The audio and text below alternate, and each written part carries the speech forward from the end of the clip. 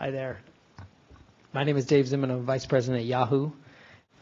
So one variant on this, which you can see on our site, is if in the case of the same search ad I just showed, which had that icon for Pfizer, in this case, there's a link to actually play a video right from the search results page. So what will happen is if you click on that, there'll be a video that'll play. And right now, advertisers are only running broadcast compliant video. So they're running ads that are already basically approved to run in television. The challenge is the internet is a different medium. People don't have the attention span. On TV, you have to wait for the ad to finish to get to the content. You don't have to do that online. And so a lot of the video advertising that we see outside of pharmaceuticals tends to be much shorter form video.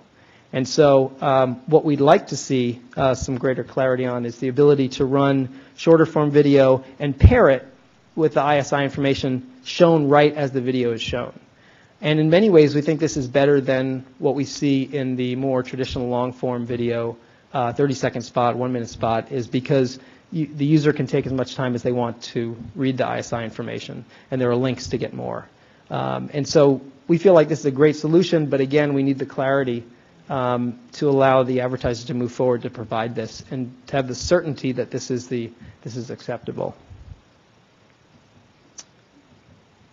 So in summary, we want to make sure that our voice is heard. We have a lot of experience with consumers and how they interact online, and we firmly believe that the ad rules should be commensurate with the medium. So I covered sponsored search in allowing advertisers to have full information on their landing page after somebody clicks. The search, unfortunately, the search placement that you saw, very tight, very small placement. It's really hard from a systems point of view to change that, and that's the way that search is presented today. And so we believe it's completely reasonable to have that ISI information on one click away on the search results page that people click on after they click on a placement.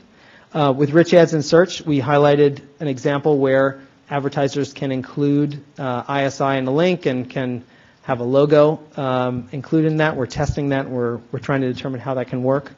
Display ads, we feel like are more firmer ground, a little bit more familiar to the discussions that have happened in the past with traditional media. But even there, it would be great to have greater clarity around whether that fits in with the guidelines for advertisers. And then video advertising, we would love to be able to communicate to consumers and give them more information. The challenge is that consumers expect much more control, and so they're looking for shorter duration video, and so we want to find a way to include ISI, and we've got a solution. We'd love clarity around support for that. I think we were also asked to address social media, and I know the last speaker did, and that's going to be a topic throughout the day. We've got some really simple points of view here. One is that obviously advertisers can't be responsible for user-generated content where they're not involved in paying for that content. It's a pretty simple principle, and I think it applies when we look at the blogger guidelines that have come out. It makes a lot of sense, but again, there's lack of clarity in the industry today, and we'd love for this body to give us that clarity. And then obviously Yahoo being a platform that makes available social media and allows consumers to create content. As a platform, the Communications Decency Act makes it clear what our responsibilities are, and we'd like to make sure that those responsibilities are also delineated in this forum.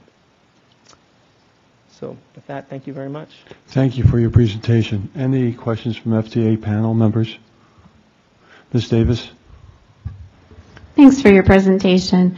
I have a question about what it is that you're testing. You referred to testing some of this, and my question is, are you just testing the technical feasibility of this, or are you actually testing what users are learning from this, what kind of information they're taking away from some of these different formats? Sure, we launched the format, this is Rich Ads and Search, we launched that format earlier this year, and we're testing how consumers interact with it.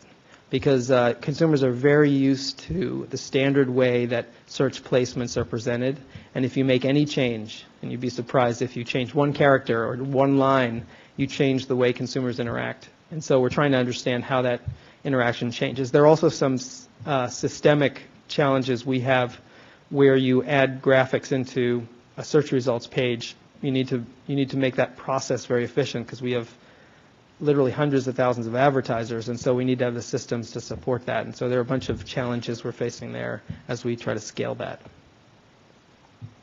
Thank you, Mr. Zinman. Sure.